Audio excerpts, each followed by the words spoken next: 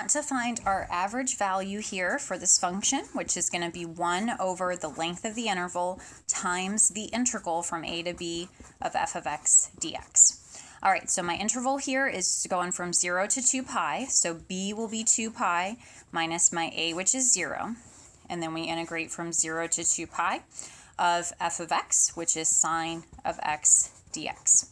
Now, please remember, sine and cosine go together, but when you integrate and you get a c function, that is going to be negative c.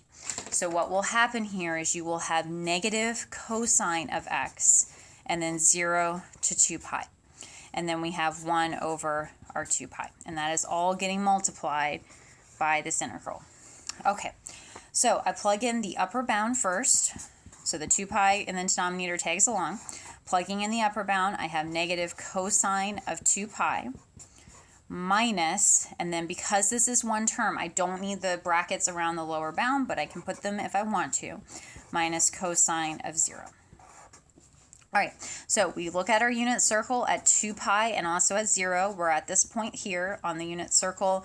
Our cosine is 1. So this is going to evaluate as 1. This is going to evaluate as 1.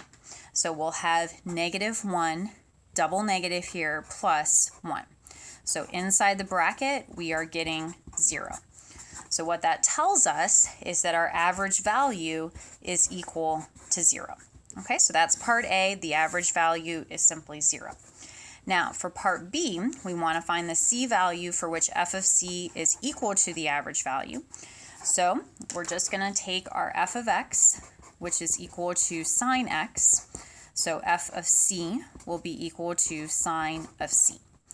So we are trying to solve where sine of c is equal to 0.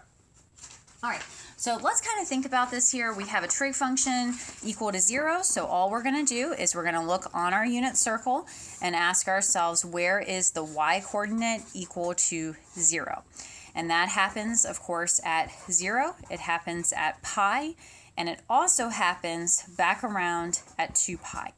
Now, you could keep going around infinitely many times, but you're not going to do that because the interval is from 0 to 2 pi. And so you're looking for an x value. So you're just going to say that c is equal to 0 or pi. And specifically, you could also include 2 pi if you wanted to, and that would be fine as well.